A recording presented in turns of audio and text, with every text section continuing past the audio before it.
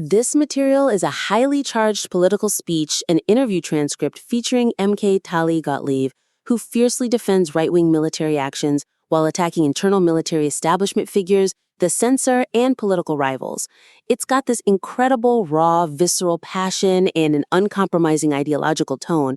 But to respect your time, let's jump straight into the feedback right now. So, how do we harness this raw energy to maximize the reader's experience and the overall impact of the piece? Streamlining the thematic progression will amplify the core message rather than diluting it across disparate battlegrounds. Because right now, the weakness is that the text jumps erratically between completely different geopolitical and domestic issues. Yeah, it really does. I mean, it creates this intense cognitive whiplash. If you track the progression, it rapidly shifts from dismissing the threat of Iran's 93 million citizens, like, straight into Hamas. Right.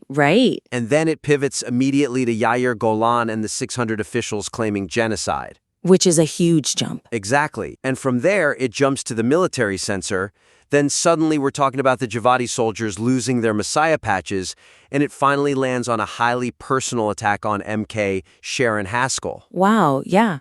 It's a lot. It is. This fragmented approach, makes the piece feel like a disconnected list of individual grievances rather than a unified argument. It actually reminds me of a whack-a-mole game, honestly. Like the speaker is just hitting whichever issue pops up on the news cycle that day. That is a perfect way to describe it. But if we want to fix this, how does connecting these points create like a domino effect that makes the political argument far more persuasive? Well, the suggestion here is to group all of these isolated arguments under a singular, overarching narrative thesis. Okay, like what? Like framing all these distinct points as symptoms of one core problem. So, for example, the thesis could be something like, the internal establishment is a greater threat to our sovereignty than external enemies. Oh, I like that. That ties it together. Right? Because by doing that, the author can create a cohesive, escalating argument instead of just venting. So how do we actually do that in the text? What's a concrete example of fixing that flow? So instead of jumping randomly, you start with the external threat, Iran and Hamas,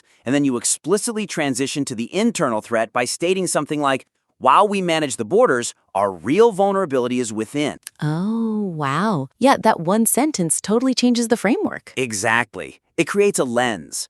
And then you connect Yair Golan's genocide claims directly to the military's treatment of the Givati soldiers and Tal and on Dardek. Oh, so you link the big political narrative to the specific military discipline cases? You have to. You frame the 30-day sentences for the soldiers and the house arrest of Dardek, which actually defy the defense minister, as direct consequences of the military establishment appeasing the narrative set by people like Golan. I see. So it's not just this bad thing happened and also this other bad thing happened. It's this bad thing happened because of this overarching internal weakness. Precisely. You build momentum, but building that narrative structure is just the first step. Right, because the tone itself is also, it's very intense. Anchoring aggressive rhetoric in undeniable documented evidence transforms a venting session into a bulletproof political indictment. That makes a lot of sense. Because the glaring weakness in the style right now is that the material relies super heavily on ad hominem attacks and, honestly, emotional hyperbole. Yeah, it's very hot, emotionally speaking. Right. And while that might be deeply resonant for a specific base that already loves this speaker, it lacks the logical scaffolding to persuade anyone outside the immediate echo chamber. Yeah, looking at the text, the attack on MK Sharon Haskell stands out. The author calls her a liar who just wants money, and then compares her to the original sin of Eve. The Eve and the apple metaphor, yeah. Yeah, and then a little later, calling the military commanders bored. It just feels, highly emotional but analytically thin. It is analytically thin, but the author's goal is clearly to maintain a fierce, uncompromising tone. Sure. So, to do this while keeping in line with the author's intent, the suggestion is to elevate the attacks. Lean heavily on the target's specific policy contradictions or documented actions, rather than biblical metaphors or pure name-calling. Let me push back on that for a second, though. Is there a risk that by removing these colorful biblical metaphors and personal insults, we lose the very flavor and authenticity that makes this speaker's voice so popular? It's a fair question, but no, because rigorous evidence doesn't replace the passion, right? It weaponizes. Okay, I see what you mean. Let's look at a concrete example. When attacking Central Command Chief Blut, the author should spend way less time calling him bored and more time forensically detailing the institutional bypass. The institutional bypass, you mean when he went over the defense minister's head? Exactly. Highlight the specific legal absurdity of him going over the civilian defense minister's head to appeal the decision regarding Taliban Derrick's house arrest. Right, because calling a general bored is just an insult. But explaining how he broke protocol to punish a soldier, that's a scandal. That is cold, hard anger.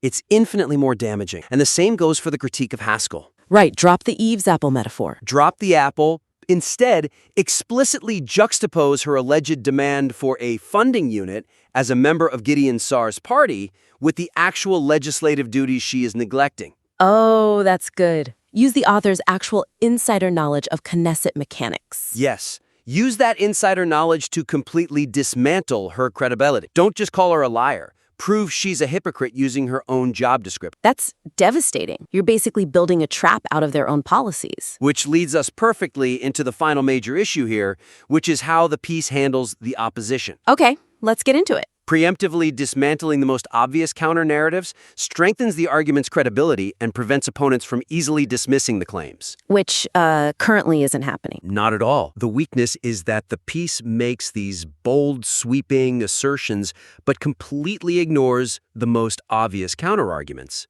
leaving these glaring logical gaps. Give me an example of one of those gaps. Well, for example, the author confidently states that Israel relies solely on itself and has absolutely no need for an agreement with Hamas because, quote, we control the Strip. Right, I read that part. But the author completely ignores the universally debated complexities of hostage negotiations or the immense international diplomatic pressure. You just can't pretend those things don't exist. Exactly. If you just ignore them, your argument exists in a vacuum. The suggestion is to acknowledge the opposition's main talking points briefly, only to strategically dismantle them using the author's own framework of national resilience. Sort of stealing their thunder. Yes, it shows the audience that the author isn't hiding from the hard questions, but has fundamentally superior answers. There is nothing more powerful in a debate than stealing your opponent's best talking point. But how does an author weave in the establishment's justifications, like the Shin Bet's press releases, without accidentally validating them? You contrast them with the establishment's own actions. So take the discussion about the release of the Al-Shifa hospital director. Right, the author was furious about that. Right, and the author notes the Shin Bet's excuse was a lack of space in the prisons. Which sounds kind of bureaucratic. Exactly.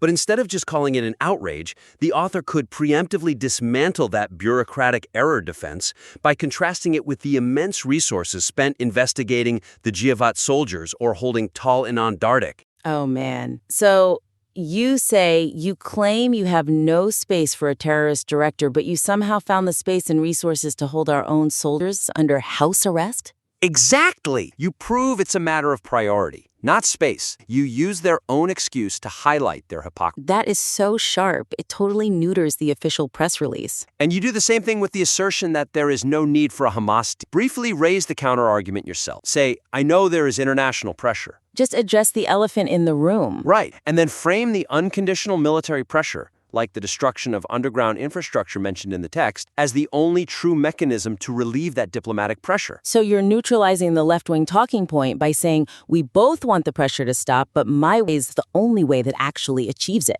Exact. It's brilliant framing, and it makes the speaker sound completely in control of the entire political landscape. I love that.